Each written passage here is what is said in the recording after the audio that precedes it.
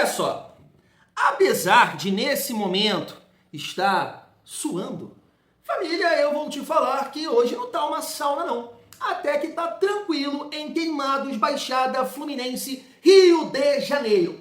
Tá calor? Até tá, mas tá tranquilo. Mas Thiagão, 22, calvo, por que tá suando então? Treinando, família. No último dia do ano, Thiagão, eu te falando, fui treinar, fui puxar um ombrinho hoje, né? Porque a gente tem que compensar de alguma forma. É suco amarelo pra cá, rabanada pra lá, e desce refrigerante também, tô bebendo bastante refrigerante. Tem que treinar, senão a pança aparece, a cara fica inchada. Aí, né? A gente já não tem uma carranca legal, né? Então não pode dar esse mole aí. Mas é isso, família. É o último dia do ano, né? E é difícil não lembrar do dia 21, porque a pegada seria lá ele totalmente diferente, né, família? Totalmente diferente. A gente ia encerrar o ano de uma outra forma. Que loucura. Ai, mas é isso, né? Família, eu não sei se eu vou aparecer aqui novamente, até acho que vou, mas de repente, né, pela correria de arrumar as coisas aqui, preparar as coisas, não sei. Até quero aparecer aqui pra gente instalar uma, né, juntos aqui, tomar um suco amarelo com vocês. Mas se eu não for aparecer, quero desejar para vocês um feliz ano novo, que seja uma noite, uma virada abençoada, para a galera que está acompanhando, para a família de vocês. O meu agradecimento, tá? Meu muito obrigado por esse ano de 2025. Vocês abraçarem aqui o nosso canal, Vasco em Família, com todo o apoio do mundo, com todo o carinho, com as mensagens, né, de apoio, de elogios e tudo mais. O meu muito obrigado, tá, família? De coração mesmo. Não é da boca para fora, você pode ter certeza disso. Eu fico muito honrado, eu tenho muita gratidão. Eu agradeço muito a Deus porque em outubro de 2020, dia 5 de outubro de 2020, né, quando a gente iniciou aqui o canal Vasco em Família, eu e o meu primo Felipe, mandar um abraço para ele também. Cara, eu não imaginei que hoje, né, no dia 31 de 2025, a minha família estaria gigante dessa forma e com tanto carinho, né, gostando tanto aqui da nossa maneira maluca, 22, Lloyd Augusto, gritaria de vez em quando. Obrigado, tá, família? Eu tô muito feliz, mas assim, foi como eu disse aqui agora pra vocês, né? Eu, sinceramente, eu esperava encerrar esse 2025 de uma outra forma. E isso deixa, né, um pouco de tristeza, assim, no coração, mas a gente tem que agradecer a Deus porque nesse momento a gente está com saúde, né? Vamos fazer aí a nossa correria para que 2026, na nossa vida pessoal, na nossa vida profissional, o nosso time do coração, Vascão, né, possa nos dar alegrias, família vascaína. Então, feliz ano novo, né? Tive até que travar aqui, começar de novo, porque do nada eu larguei um Feliz Natal. É muito louco, né?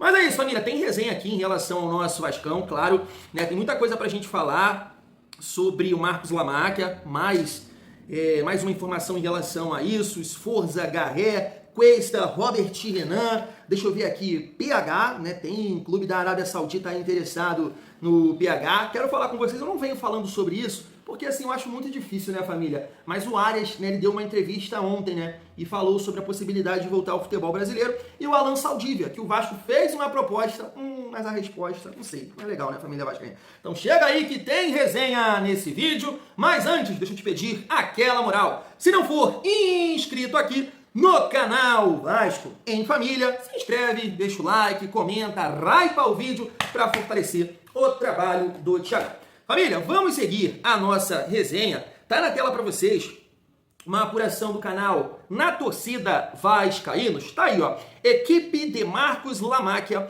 tenta acordo com a ACAP. Né? A ACAP, nesse momento, tem 31%, né, da SAF do Vasco. E a proposta gira em torno de 27 milhões, né, de dólares. Né? O objetivo aqui da equipe do Marcos Lamáquia é o mais rápido possível resolver essas questões aí jurídicas, né? Então tá tentando acertar a compra, né, dos 31% aí. Família, é aquilo que eu falo com vocês, não dá pra gente ficar projetando muita coisa, né, falando muita coisa, é aguardar, né? É aguardar, pezinho no chão, né? Não dá pra gente, agora vai, as coisas não é assim, a gente tá destacando aqui, e aí fala, poxa, ele tem muito dinheiro, né? Até peguei um corte aqui da mídia paulista, né, falando que ele tem até mais dinheiro que o pai dele, é o marido da Leila, porque ele tem as empresas dele, ele é herdeiro, e a esposa dele também é de uma família, e pá, meu Deus, é muito recurso. Não tem nada a ver, né, família? Não tem nada a ver. em relação ao negócio Vasco, ao clube Vasco. Claro que a gente entende que é importante um cara ter recurso, porque a gente viu a outra empresa que comprou o Vasco falar que tinha isso, né? O Osório veio a público, né, falando que, nossa, todo o dinheiro que o Vasco vai precisar está aqui guardado. E não tinha dinheiro e herda nenhuma. E aí vem cidadão com todo respeito, não faça isso, me dá lição de moral em relação ao Chiliquento Dias e o Chiliquento Rocha. Ai, você está sendo antiético. Eu não sou jornalista, eu sou torcedor, não estou sendo nada de antiético. Nada. Chiliquento Dias e Chiliquento Rocha cansaram de levar o Osório lá no canal deles para ficar falando um monte de merda. Então, claro que ter o recurso é importante, mas o que vai acontecer no negócio Vasco, aí é outra parada. A gente não sabe. Né? Tem aí, né, a proposta que apareceu é de 2 bilhões em 4, 5 anos, que eu sinceramente não acho muita coisa para um clube como o Vasco. Mas, vamos ver, né? Já citei aqui alguns exemplos para vocês, os meninos lá no Atlético. A gente está vendo agora a SAF do Botafogo sofreu o transfer ban da negociação do Almada. Então, família, é um pé no chão para a gente entender o planejamento, o processo, os profissionais, a estrutura que vai ser montada, né, para conduzir o Vasco de uma maneira, claro, que a gente quer isso, né, que o Vasco possa acelerar o seu processo de reestruturação. E se o Pedrinho, tá, é um presidente que a maioria acredita, confia, ele falou sobre isso em relação a outra empresa e tá vendendo, a gente entende que é para isso, né, mas pé no chão. Agora, né, a gente quer ser competitivo o mais rápido possível, família. Vamos seguir a nossa resenha pra gente trocar uma ideia sobre a barca do Vasco. E tá aqui, ó. Sforza e Garré já foram comunicados de que não fazem parte dos planos da comissão técnica do Vasco para 2026, né? Família, eu não sabia disso, mas o Sforza ele tem contrato com o Vasco até o final de 2028. Nossa, não foi uma contratação dessa gestão, que também errou, não estou aqui para passar pano, né? Com Jean Davi, com Maxime, com Lloyd, e próprio Garré, é um erro. Não dá para negar, apesar de eu achar que o Garré tem qualidade, mas é um erro, já que você pagou, ou vai pagar, né, o Kilya Sovetov, e o cara mal foi utilizado. Então, assim, o Sforza é aquilo que eu falo para vocês, eu não vou ficar aqui me estendendo nesse assunto. É muito mole para volante, é muito cansado. Tem boa técnica, mas muito cansado, não cabe, é muito difícil, tá? O Sforza foi um erro de avaliação dos scouts do Vasco que me assusta. Eu, sinceramente, eu penso em botar meu currículo lá, cara. Eu vou botar para trabalhar com isso aí, porque não é possível que esses caras estão ganhando dinheiro assim do Vasco e indicando esses jogadores fraquezas. Tu viu onde o Jean Davi foi parar? Num time que brigou para não cair lá no Chile. Não dá, gente, não dá. Assim, eu sei que não é fácil, tá? Fazer futebol não é fácil. Eu canso de falar isso aqui. Mas, poxa, errar desse jeito também. Família, um volante com cansaço na alma que o Sforza tem, não dá, gente. Não dá. Logo tu tem que... Opa, não... Tá me entendendo? É difícil demais. E o Garré é aquilo que eu falei com vocês um outro dia. Eu não entendo. Eu sinceramente não entendo. O Maxime vai ser avaliado. Volta que a comissão técnica quer observar. E o Garré não dá mais? Eu não consigo entender. Juro pra você. Thiago, você é muito louco, você é muito 22. O Maxime, o Diniz não viu de perto. O Garré, ele viu e não dá. Eu sei, pô. Eu sou ignorante nesse sentido. Não dá. Se não dá o Garré, não dá o Maxime. Se não dá o Matheus França também, que é horroroso, não dá o Maxime, sabe? Não dá. É melhor vaza, entendeu? Vai buscar um outro clube pra tentar o mais rápido possível o cara adaptar lá, jogar lá, entrosar com os companheiros pro Vasco tentar aí colocar um recurso no bolso. Entendeu? Não vai ficar forçando o cara que não dá. Não dá, família. Maxime não dá. É muito meia boca. Família, eu vou te falar uma coisa. Tem vários aqui peladeiros aqui em Queimados que tem o mesmo nível do Maxime. Mesmo nível, eu tô te falando, bem meia boca. E eu lembro que eu coloquei aqui um jornalista, né, lá de Portugal, ele falou exatamente isso. É bom jogador para um nível de time desse aqui. Acho que é Gil Vicente, né, time pequeno lá em Portugal. Para o Vasco da Gama, eu sinceramente não sei. Vamos ver. Batata, como diria meu pai. O cara falou pra gente, pô. Família, vamos falar da dupla de zaga agora do Vasco, porque ontem o Flávio Dias trouxe uma informação sobre a permanência, né, do Cuesta. Ele tinha contrato com o Vasco até o meio de 2026. Agora o Vasco conseguiu um acordo. O Carlos Cuesta fica no Vasco até o final de 2026, né? Porque o Vasco vai estender o empréstimo, vai renovar aqui o empréstimo e o Vasco vai pagar 1,5 milhão de euros, cerca de 9 milhões e 600 mil reais. Gosto dessa decisão. Eu sei que, assim, eu vou falar aqui um pouco do Robert Renan também. Poxa, teve vários jogos que a dupla de zaga irritou. Mas eu acho que é uma dupla de zaga que tem sim potencial. O Cuesta é bom zagueiro, o Robert Renan também é bom zagueiro. Eles têm ali as suas deficiências? Tem, claro que tem. E demonstraram isso, principalmente na final da Copa do Brasil. Mas é aquilo, é muito difícil você achar um zagueiro de alto nível. É difícil demais. E se você for contratar um zagueiro de alto nível, você vai pagar muito dinheiro. Olha aí, ano passado, esse ano a galera cogitou o Nino. Quantos Zenit está pedindo lá no Nino? Que é bom zagueiro. Muito dinheiro. Então eu gosto da permanência do Carlos Cuesta e acho que é um jogador que vai nos ajudar. E aí se você parar para pensar na zaga do Vasco, que iniciou 2025, e na zaga que vai iniciar 2026, família vascaína, não tem comparação. Pelo menos nesse setor, o Vasco dá um salto, né? Tem uma evolução. Eu acho que todo mundo vai concordar comigo. Em relação ao Robert Renan, ele fez essa postagem aqui, né? Bem bacana, tá aí, ó. O meu sonho de menino quis assim o meu destino. E aí ele bota um reloginho ali, né? 2026, né? Porque o Robert Renan é vascaíno e realizou o sonho de jogar no Vasco, família. A situação do Robert Renan, eu comento aqui com vocês e eu não vejo ninguém discordar, né? Pagar 50 milhões, porque eu acho que isso é o acordo, né?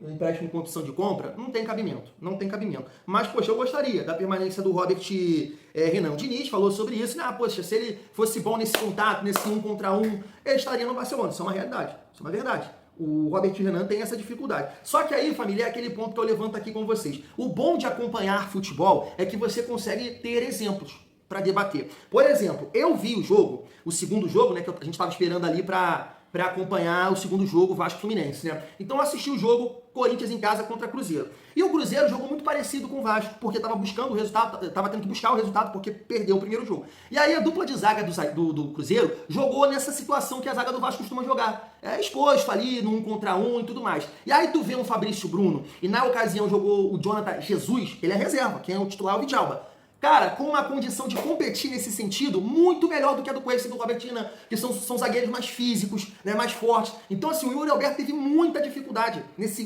contato, nesse jogo de velocidade. Então, é o que eu falo. Você tem aqui dois bons zagueiros, Cuesta e Robert Renan, dentro das suas limitações de contato, bola na área e tudo mais. Poxa, cabe ao treinador também ajustar um pouco isso aí, cara.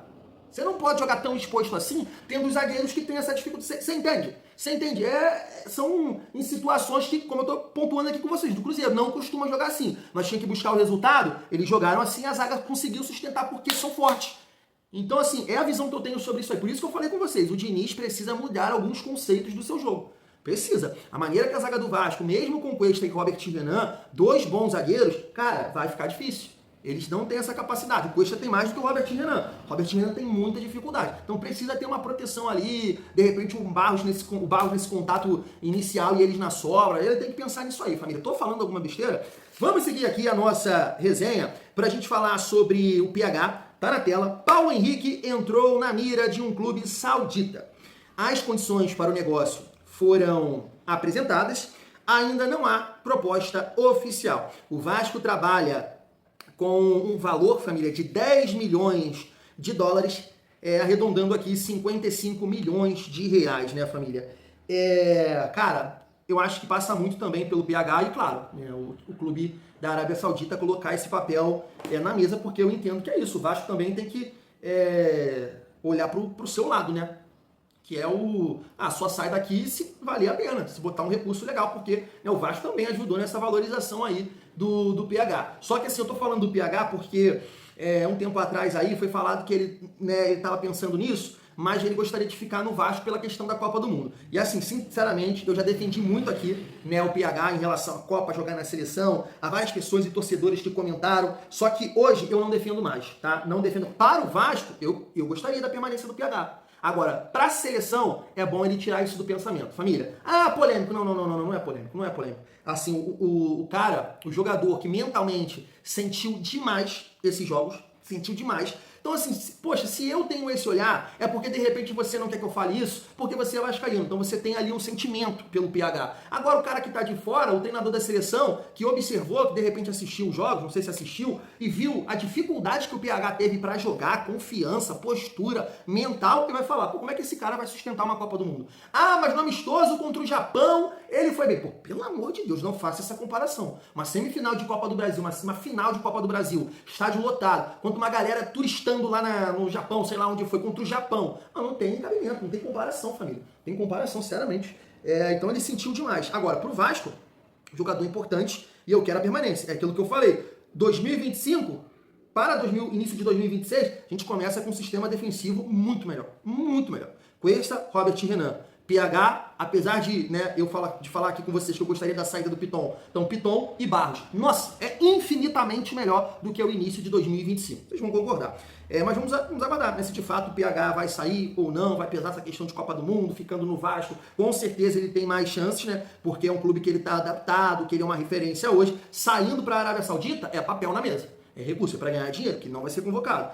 Indo lá para a Alemanha, né, ou sei lá para a Itália, aí sim, ele vai jogar a sorte dele, né? Porque de repente rendendo por lá, também aumenta as chances dele. Jogando na Europa, a gente sabe que os treinadores da seleção dão valor para isso. Mas vamos aguardar, né, família? Eu acho que o PH é um cara importante para o clube e o Vasco tem que trabalhar dessa forma. Só sai se realmente colocar um papel na mesa. E aí, para finalizar aqui, a gente trocar uma ideia sobre o mercado da bola, deixa eu colocar essa declaração aí do Ares. Tá aí, família, ó. A prioridade no Brasil sempre é o Fluminense. Ele complementa dizendo que a família dele tem muito carinho pelo Fluminense, muita gratidão pelo clube. Só que a gente ouviu aí nos últimos dias que o Diniz estava mantendo contato com o Ares e tudo mais. Assim como foi o Nino esse ano. E assim, família, eu sei até que eu comentei com vocês sobre o Nino nessa última janela e não comentei sobre o Ares aqui, em nenhum vídeo. Eu tô comentando justamente por isso. Porque assim, família, eu tive o entendimento, assim, um estalo lá que, cara, é muito difícil esse tipo de negociação. Por quê? Porque o Nino ou o Ares acertariam com o Vasco nesse momento? Diniz, certo?